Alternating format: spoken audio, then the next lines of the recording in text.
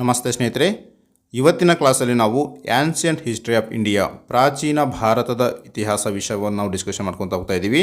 So ಇದು ಬಂದು ನಮಗೆ class number 4. So class number 4ಅಲ್ಲಿ ನಾವು ಮೀಸೋಲಿಥಿಕ್ ಏಜ್ ಬಗ್ಗೆ ನಾವು ಡಿಸ್ಕಷನ್ ಮಾಡ್ಕೊತಾ ಹೋಗೋಣ, ರೈಟ್. ಸೊ ಈ ವಿಡಿಯೋ ಬಂದು ನಿಮಗೆ UPSC union public service commission ಮತ್ತು KPSCಗೆ ಯಾರೆಲ್ಲ ಪ್ರಿಪೇರ್ ಮಾಡ್ತಾ ಇದ್ದಾರೋ ಅದು ತುಂಬ ಯೂಸ್ಫುಲ್ ಆಗುತ್ತೆ. ಸೊ ಪ್ರಿಲಿಮ್ಸ್ ಮತ್ತು ಮೇನ್ಸ್ ಎರಡೂ ಕವರ್ ಆಗಿರಬೇಕು, ಆ ರೀತಿ ಡೀಪಾಗಿ ನಾಲೆಜನ್ನು ನಿಮಗೆ ಕೊಡ್ಕೊತ ಹೋಗ್ತಾ ಇದ್ದೀನಿ, ರೈಟ್. ಸೊ ಇವತ್ತಿನ ಕ್ಲಾಸಲ್ಲಿ ನಾವು ಮೀಸೋಲಿಥಿಕ್ ಏಜ್, ಸೊ ಪ್ರೀವಿಯಸ್ ವಿಡಿಯೋದಲ್ಲಿ ನಿಮಗೆ ಪ್ಯಾಲಿಯೋಲಿಥಿಕ್ ಏಜ್ ಬಗ್ಗೆ ಕಂಪ್ಲೀಟ್ ಆಗಿರುವಂತಹ ಒಂದು ವಿಡಿಯೋ ಅಪ್ಲೋಡ್ ಮಾಡಿದ್ದೀನಿ. ಸೊ ಇದು ಕ್ಲಾಸ್ ನಂಬರ್ 4. ಸೊ ಮೀಸೋಲಿಥಿಕ್ ಏಜ್ ಬಗ್ಗೆ ನಾವು ಡಿಸ್ಕಷನ್ ಮಾಡ್ಕೊತಾ ಹೋಗೋಣ, ರೈಟ್. ಸೊ ಹಾಗಾದರೆ ನೋಡಿ ಸ್ನೇಹಿತರೆ, ಮೀಸೋಲಿಥಿಕ್ ಶಿಲಾಯುಗ. ಸೊ ಮೀಸೋಲಿಥಿಕ್ ಶಿಲಾಯುಗ ನಮಗೆ 10,000 BC ಯಿಂದ 8,000 BC ಈ ಒಂದು ಮಿಡಲ್ ನಮಗೆ ಕಂಡುಬರುತ್ತೆ.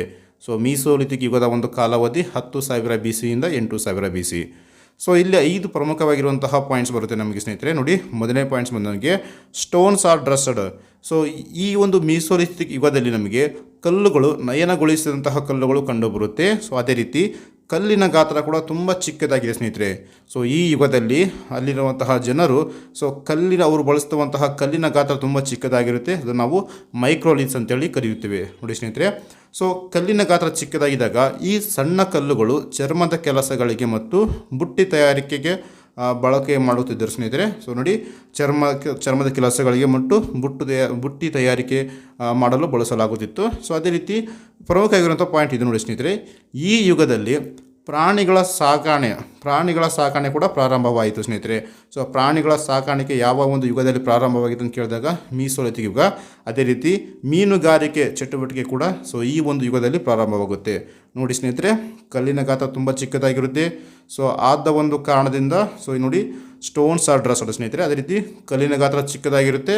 ಸೊ ಸೊ ಈ ಒಂದು ರೀಸನ್ಗೋಸ್ಕರ ಅದು ಆ ಕಲ್ಲನ್ನು ನಾವು ಚರ್ಮದ ಕೆಲಸಗಳಿಗೆ ಮತ್ತು ಬುಟ್ಟಿ ತಯಾರಿಕೆಗೆ ಯೂಸ್ ಮಾಡ್ತಿದ್ದರು.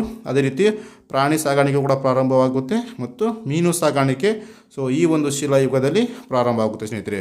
ಸೊ ಅದೇ ರೀತಿ ಮೀಸೋಲಿಥಿಕ್ ಯುಗದಲ್ಲಿ ಒಂದು ಪ್ರಮುಖವಾಗಿರುವಂತಹ ತಾಣಗಳು, ಪ್ರಮುಖವಾಗಿರುವಂಥ ಪ್ಲೇಸ್ ನೋಡಿ, ರಾಜಸ್ಥಾನದಲ್ಲಿ ಕಂಡುಬರುತ್ತೆ. ಅದೇ ರೀತಿ ನಮಗೆ ಉತ್ತರ ಪ್ರದೇಶದಲ್ಲಿ ಕೂಡ ಕಂಡುಬರುತ್ತೆ. ಸೊ ಇಲ್ಲಿ ಮೆನ್ಷನ್ ಮಾಡಿದ್ದೀನಿ. ಸೊ ಇದನ್ನು ಡೀಟೇಲಾಗಿ ನೀವು ಒಂದು ಕಡೆ ಬರ್ಕೊಳ್ಳಿ ಸ್ನೇಹಿತರೆ. ಇದಿಷ್ಟಂತೂ ತಾಣಗಳು ವೆರಿ ಇಂಪಾರ್ಟೆಂಟ್. ಸೊ ನಮಗೆ ತುಂಬ ಸಲ ಕೇಳಿದ್ದಾರೆ ಸ್ನೇಹಿತರೆ, ಈ ಒಂದು ತಾಣ ಯಾವ ಒಂದು ಯುಗದಲ್ಲಿ ಕಂಡುಬರುತ್ತೆ, ಪ್ರಮುಖವಾಗಿ ಯಾವ ಒಂದು ಯುಗದಲ್ಲಿ ಕಂಡುಬರುತ್ತೆ ಅಂತೇಳಿ ಕೇಳಿದ್ದಾರೆ ಸ್ನೇಹಿತರೆ, ರೈಟ್. ಸೊ ಅದೇ ರೀತಿ ಇಂಗ್ಲೀಷ್ ಮೀಡಿಯಮಲ್ಲಿ ಕೂಡ ನೋಟ್ಸನ್ನು ಪ್ರೊವೈಡ್ ಮಾಡಿದ್ದೀನಿ. Mesolithic stone age. So mesolithic stone age ಬಂದು ನಮಗೆ 10,000 BC ಇಂದ 8,000 BC. ನೋಡಿ ಸ್ನೇಹಿತರೆ, ಸ್ಟೋನ್ಸ್ ಆರ್ ಡ್ರೆಸ್ಡ್ ಅಂತ ಕರಿತೀವಿ. And size of the stone is small. So ಅದಕ್ಕೆ ನಾವು ಮೈಕ್ರೋಲಿಥಿಕ್ಸ್ ಅಂತೇಳಿ ಕರಿತೀವಿ. And the small stones can be used for leather works and basket making and domestication of animals started in this age. ನೋಡಿ, ಪ್ರಾಣಿ ಸಾಗಾಣಿಕೆ ಕೂಡ ಸ್ಟಾರ್ಟ್ ಆಗುತ್ತೆ. And fishing activities also started. And important sites ನೋಡಿ ಸ್ನೇಹಿತರೆ, important sites ಕೂಡ ಇಲ್ಲಿ mention ಮಾಡಿದ್ದೀನಿ. ಸೊ ಇದನ್ನು ನೀಟಾಗಿ ಒಂದು ನೋಟ್ಸಲ್ಲಿ ಬರ್ಕೊಂಡು ಇಲ್ಲಿಗೆ ನಿಮ್ಮ ಈ ಒಂದು ಮೀಸೋಲಿಥಿಕ್ ಇಲ್ಲಿಗೆ ಎಂಡ್ ಆಗುತ್ತೆ ಸ್ನೇಹಿತರೆ. ನೆಕ್ಸ್ಟ್ ಕ್ಲಾಸಲ್ಲಿ ನಾವು ನಿಯೋಲಿಥಿಕ್ ಏಜ್ ಬಗ್ಗೆ ಡಿಸ್ಕಸ್ ಮಾಡ್ಕೊತ ಹೋಗೋಣ.